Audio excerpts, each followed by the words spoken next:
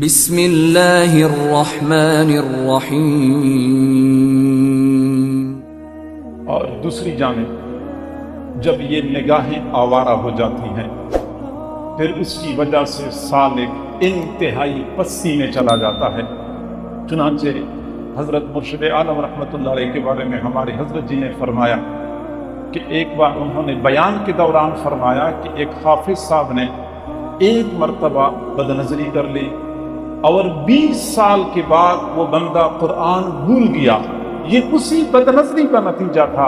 ہمارے حضرت کی دعوت برکاتہم العالیہ فرماتے ہیں کہ میں نے اپنے شیخ و مرشد سے پوچھا کہ حضرت مجھے یہ بات سمجھ نہیں آتی کہ بدنظری پر اتنا بڑا وبال اور اس کا اتنا برا اور بھیانک انجام، تو حضرت مرشد عالم رحمۃ اللہ علیہ نے فرمایا کہ جی ہاں، یہ اللہ تعالیٰ کی غیرت کا معاملہ ہے، یہ اللہ تعالیٰ کی غیرت کا معاملہ ہے۔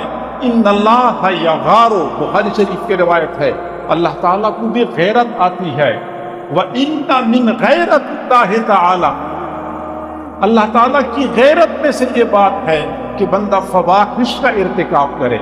فواحش اور بے حیائی کی وجہ سے اللہ تعالیٰ غیرت میں آتا ہے، لہٰذا یہ اللہ کی غیرت کا معاملہ ہے۔ حضرت مولانا اشرف علی تھانوی رحمۃ اللہ علیہ نے کی افادات میں یہ بات لکھی ہوئی ہے۔ ہمارے حضرت جی دامت برکاتہم العالیہ نے حیا اور پاک دامنی میں بھی یہ واقعہ نقل فرمایا ہے کہ مصر میں ایک مؤذن جو آذان دینے کے لیے مینارے پہ چڑھا، آذان دینے کے لیے مینارے پہ چڑھا، بے احتیاطی کر لی۔ اس زمانے میں مینارے پہ چڑھنا پڑتا تھا، اسپیکر سسٹم تو نہیں ہوتا تھا، چنانچہ اس نے بے احتیاطی میں پڑوسی کے گھر کی طرف دیکھا اور پڑوسی کے گھر کی چھت پر ایک نوجوان لڑکی پہ نظر پڑی۔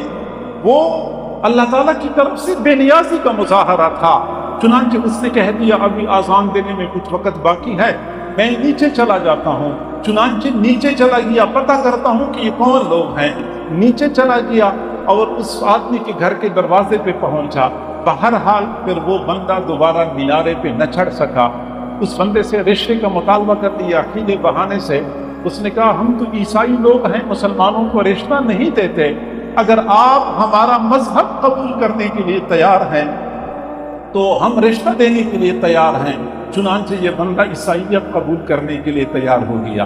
اسی بندے نے اپنے ساتھ لیا، دوسری منزل پہ چڑھ رہے تھے، سیڑھیوں پہ جو پیر پھسلا اور گردن کے بل گرا، وہیں پہ اس کی موت واقع ہو گئی۔ وہ بندہ جو چند لمحے پہلے آذان دینے کے لیے مسجد کی مینار پہ چڑھ چکا تھا، ایک بدنظری کی وجہ سے چند لمحے کے بعد ایمان سے محروم دنیا سے چلا گیا۔ یہ تعالیٰ کی غیرت کا معاملہ ہے۔ سالکین کو چاہیے کہ وہ اپنی نگاہوں کی حفاظت کا اہتمام کریں۔ اور معزز سامعین، حضرت شیخ الحدیث مولانا محمد زکریا رحمۃ اللہ علیہ نے حضرت ابو عبداللہ انسی رحمۃ اللہ علیہ کا واقعہ جو ذکر فرمایا ہے، اس کے پیچھے اصل میں تو قلبی جذبات اور محرکات تھے، لیکن ظاہری سبب جو بنا تھا وہ بھی بدنظری بن گئی تھی کہ ایک غیر محرم لڑکی پر نظر پڑ گئی تھی۔ پھر حالت یہ بن گئی تھی کہ خود بھی فرمانے لگے میرے پاس کچھ بھی نہیں رہا، میرے سارے مریدین اور متوسلین دوسرے مشائخ کے پاس چلے جائیں، میرے شاگرد دوسرے محدثین کے پاس چلے جائیں، اب میں بالکل خالی ہو چکا ہوں۔ یہ اللہ تعالیٰ کی غیرت کا معاملہ ہے۔ سالکین کو چاہیے کہ اپنی نگاہوں کی حفاظت کریں، نگاہوں کے استعمال میں انتہائی زیادہ احتیاط کرنی چاہیے۔ اور یہ ایک حقیقت ہے کہ نگاہ اور دل کا آپس میں بہت گہرا ربط ہوتا ہے۔ بدنگاہی کا اثر سیدھا دل پہ پڑتا ہے اور اچھی نگاہ یہ بندے کے دل پر اثر انداز ہوتی ہے۔ دیکھنے والا دیکھتا ہے تو اگلے بندے پر بھی اثر پڑتا ہے اور دیکھنے والے کے اپنے دل پر بھی اثر پڑتا ہے۔ چنانچہ حضرات صحابہ کرام میں سے بعض صحابہ ایسے بھی تھے جنہوں نے، اکثر صحابہ تو وہ تھے جنہوں نے حضور صلی اللہ علیہ وسلم کی زیارت کر لی ایمان کی حالت میں، اور اس ایک زیارت کی وجہ سے، ایک مرتبہ دیکھنے کی وجہ سے ان کو صحابی کا مرتبہ ملا، اور کچھ وہ حضرات تھے جو رسول اللہ صلی اللہ علیہ وسلم کی زیارت تو نہ کر سکے، لیکن رسول اللہ صلی اللہ علیہ وسلم کی ایک مرتبہ ان پہ نظر پڑ گئی تو اس کی وجہ سے وہ صحابی بن گئے۔ تو گویا کہ نگاہ کا بندے پر گہرا اثر پڑتا ہے۔ اگر ہم کسی اللہ والے کے چہرے پہ نظر ڈالتے ہیں تو اس کا ہم پر اثر پڑے گا، اور اگر ہم مخلوق کے چہروں پہ نظر ڈالتے ہیں تو اس کا بھی ہم پر اثر پڑے گا۔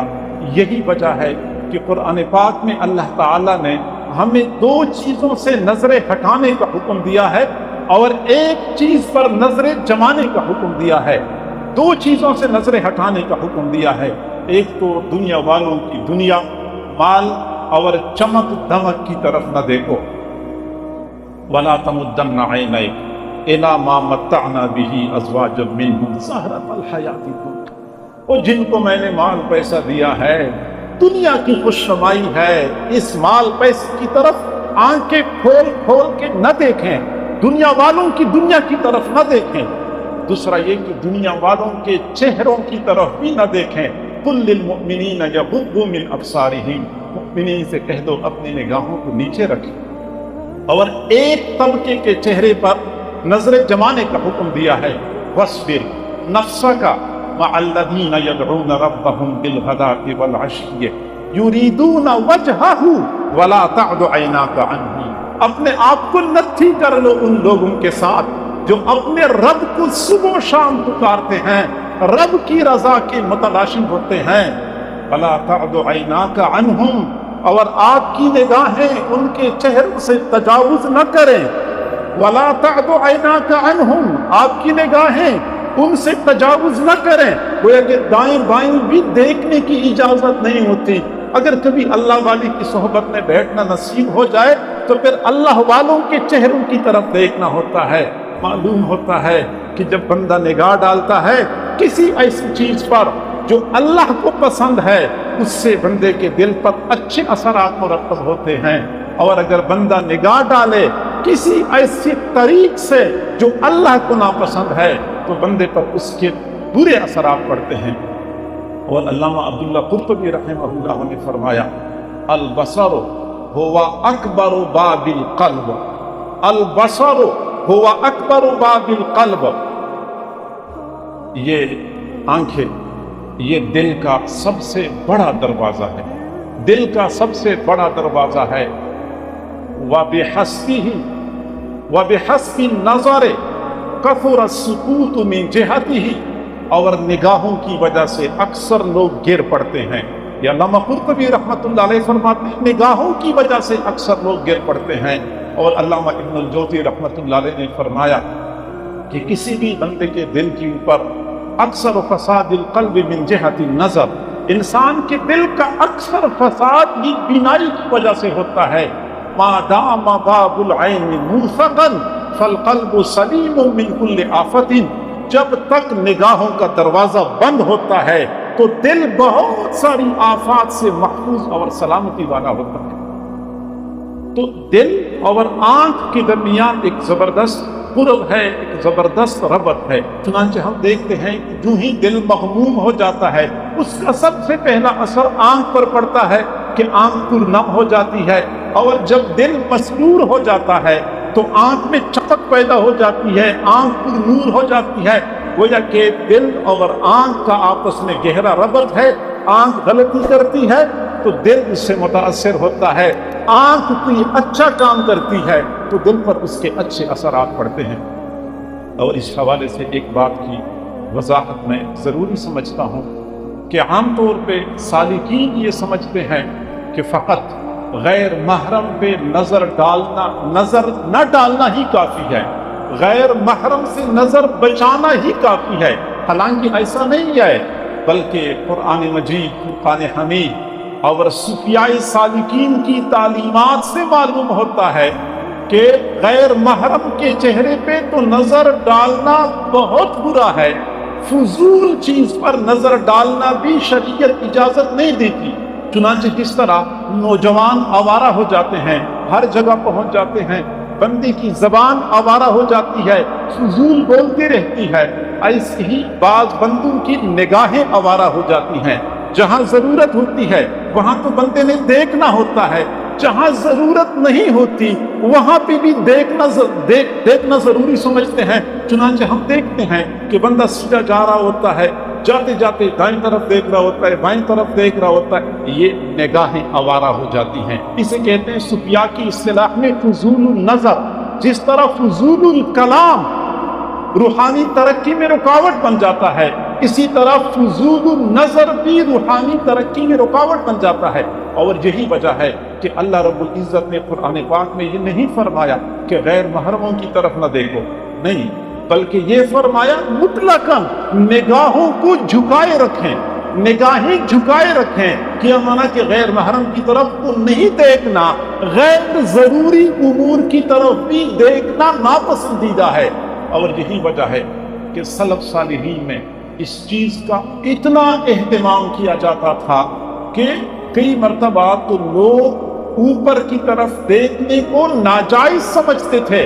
امام بخاری رحمۃ اللہ علیہ نے اپنی کتاب میں ایک باب قائم کیا ہے، باب رفع البصر الی السماء، آسمان کی طرف یا اوپر کی طرف دیکھنے کے بارے میں باب ہے۔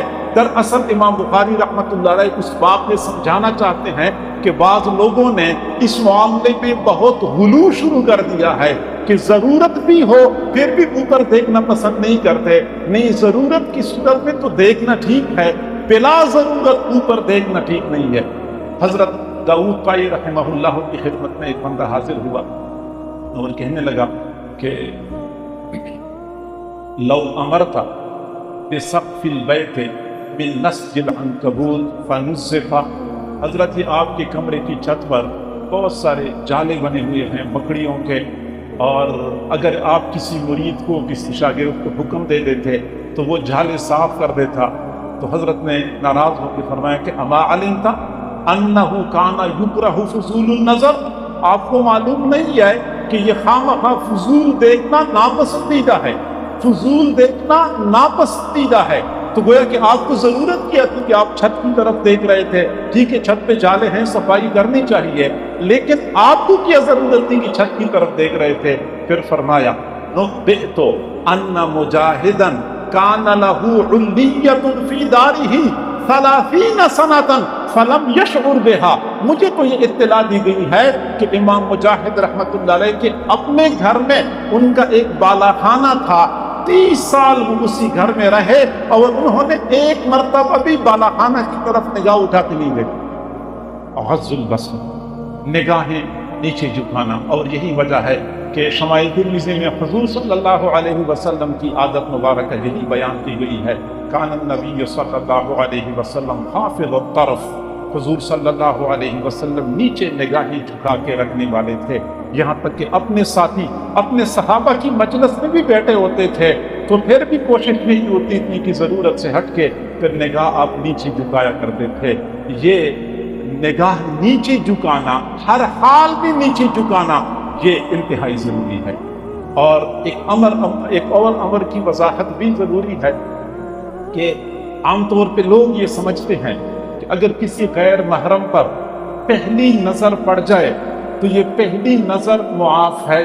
یا علی لا تتبع النظرۃ نظرۃ، ایک نظر کے بعد پھر اگلی نظر نہ ڈالو، فإن لک الأولی، یہ پہلی مرتبہ جو بے دھیانی میں نظر پڑ گیا اس کی یہ معاف ہے آپ کے لیے۔ تو مشائخ صوفیاء فرماتے ہیں کہ بالکل ایسی بات ہے، چونکہ پہلی نظر بغیر قصد اور بغیر ارادے کے ڈالی گئی ہے، اس لیے شریعت میں اس کا مواخذہ نہیں ہے، لیکن اس کے منفی اثرات ضرور بندے کے دل پر پڑتے ہیں۔ میرے بھائیو، یہ جو ہم کیمرے استعمال کرتے ہیں، موبائل کے ذریعے تصویر کھینچتے ہیں، یہ موبائل اتنی تیزی سے تصویر نہیں کھینچ سکتا جتنی تیزی سے یہ آنکھیں تصویر کھینچتی ہیں۔ غیر ارادی طور پر بھی نظر پڑ جائے تو سیکنڈ نہیں، سیکنڈ کے 10ویں حصے کے اندر یہ تصویر کھینچ لیتی ہیں اور فوراً دل کی طرف فارورڈ کر دیتی ہیں، دل کے اندر وہ تصویر محفوظ ہو جاتی ہے، پھر بہت عرصے تک سالک کو پریشان کیے رکھتی ہے۔ لہٰذا پہلی نظر اگر شریعت کی دنیا میں معاف ہے تو طریقت کی دنیا میں کہا جاتا ہے کہ وہ پہلی نظر بھی بندے پر منفی اثرات ڈالتی ہے۔